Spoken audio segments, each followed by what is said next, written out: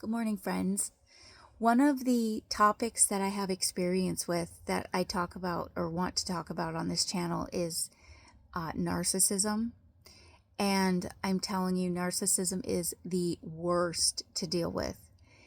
The spirit that causes narcissism in people, I can just imagine, is probably pretty disgusting looking, like a toad, slimy and full of boils and just, well, because that's how they act. That's how they act. The one phase in narcissism that you'll go through in the cycle is discard.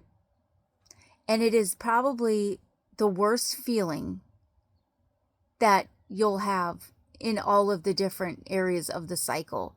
I mean, gaslighting is pretty bad, but when you're in the discard phase, especially when it's somebody that is important to you, it's really disappointing. It's really disappointing because you feel like you just feel so dismissed and like you don't matter. And you think, gosh, how could somebody treat someone with such just carelessness and disrespect and how could somebody just show that kind of behavior towards another person? But that's part of narcissism. It's like everything that narcissists do is manipulated and calculated. Everything is for a reason. There is a motive behind every single thing a narcissist does, and I don't care how genuine they seem. It's not genuine. They're always scheming in their minds. It's a personality disorder. They are extremely insecure individuals, but they'll never show it and they'll never admit it. But that's part of the reason why they are the way they are, because they're extremely insecure. And the sad part is about narcissism is they actually do not like themselves at all. Even though there are some types of narcissists that will act like they love themselves and they're so conceited and self-absorbed, but it's not because they love themselves. It's I'm not a professional in this. I just experience it. I can't explain why a narcissist is the way they are in all of the ways and all of the terminologies and things and the psychological stuff behind the disorder. But I just know that they don't like themselves very much. And that's part of the reason why they act so just, since it is all spiritual, the enemy can't stand us. The enemy cannot stand the human race because we were created by God. And, we were created in the image of God. And Satan is his one goal in this entire lifetime, entire Earth's existence, is to kill, steal, and destroy every single person that he can do that to. The enemy, that's his goal. So when it comes to narcissism, that's their goal. They want to just get you down to the point where you feel so low, you feel so crushed in spirit, you feel so destroyed, and it's like they want to kill your light. That's the main goal of a narcissist. And when they put you through that discard phase over and over and over again, after the love bombing, and then once they get you hooked back in and you think everything is going to be okay, and then once they see that you're getting comfortable with getting along and everything's good and happy, bam, they start discarding you again. And it's so frustrating. It is so frustrating because you're left thinking, why? And in the beginning, before you even realize that this is narcissism, you will rack your brain and do whatever it takes to try to get that person to be kind to you again, because you feel like it's something you've done wrong. Listen, it's not something you've done wrong. They have a disorder. It's them. It's how they operate. It's like They get what they need, which is called supply. They get the reaction, they get the emotions out of you to feed their supply. They're basically, taking your light little bit at a time. And then once they're satisfied and full in that moment, they don't need you.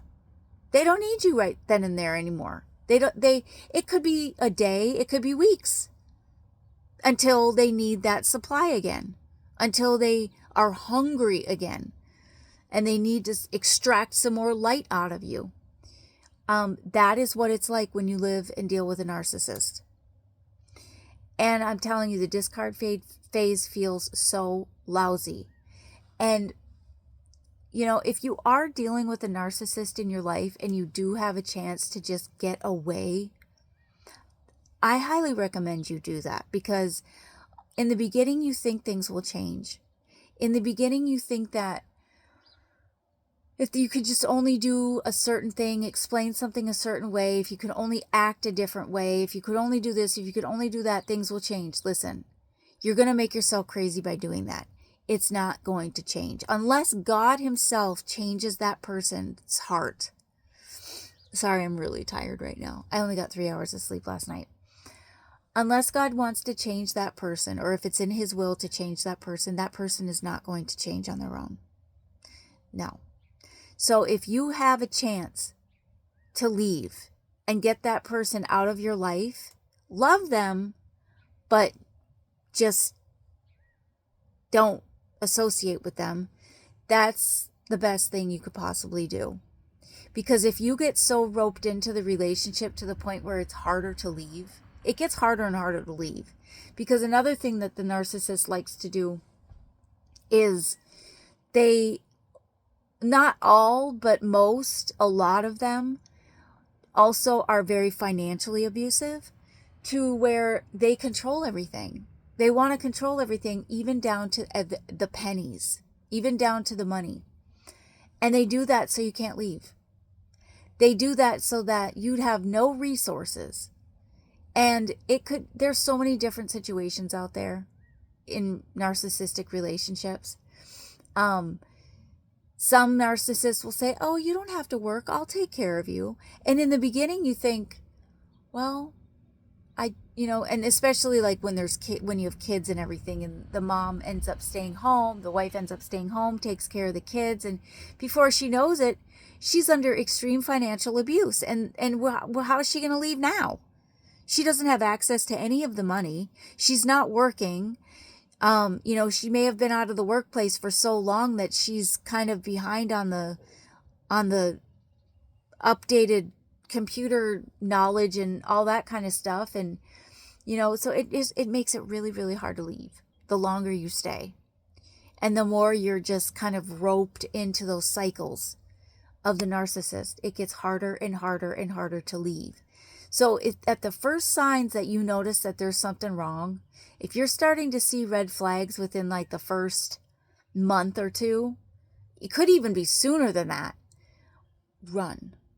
You run as far as you can from that person, because you'll be saving yourself from a life of heartache. So the discard phase feels lousy because it's left you feeling like you don't matter, but that's not true. You do matter. You do matter. It's just that the narcissist is a very sick individual, and the way they operate is on Satan's playbook, and it's not good. So if you are in a situation where you can't leave and you're going through these cycles of the love bombing and then the discard and then the gaslighting and the guilt trips and the silent treatments, the financial abuse, the emotional abuse, all of that, turn to God. Turn to God anyway. But the one person that can keep you sane, and the one person that can continue to make you feel like you matter, you're special, you are worthy, is God. Cling to him. Cling to him. Make him your best friend. And limit your interaction with the narcissist as best as you can, as long as it's safe to do so. Because sometimes narcissists, they'll sniff out any change, Any change. If you start to gray rock a little bit, meaning if you start to just kind of remain kind of neutral in your emotions, like you're not cold, you're not hot, you're just kind of in between, you're lukewarm. It's okay to be lukewarm with the narcissist. It's just not okay with God. That was a little joke. Actually, it's kind of true, but anyway, that's for another video. But when you are just going to remain neutral with your emotions with the narcissist, it keeps them from getting supply out of you. It kind of starves the beast, if you will. So you're actually protecting yourself. You're guarding your heart. You're guarding your mind because you're not receiving such narcissistic in your face. Try not to react to anything that they do. I know it's hard, but just do your best to just try not to react. But that's my advice. I mean, if you're in a relationship, or if you have a narcissist in your life, that there's just no way that you can part ways with this person. And it could be in a relationship, it could be in the workplace, it could be your own family member, it could be a parent, it could be a sibling, a friend, it could be anybody.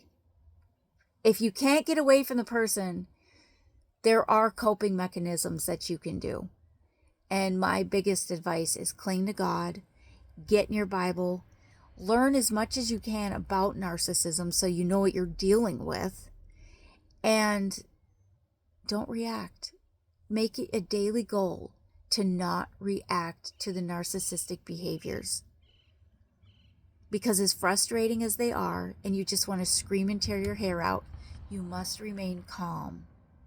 Because your reaction is what feeds them. And when you keep feeding them, it's just going to get worse and worse and worse. I hope that helps somebody out there today. I'll do another video. I don't like to do the 5 signs videos, and if you see these signs, I don't know. I guess I'm just not that kind of person. I just like talk.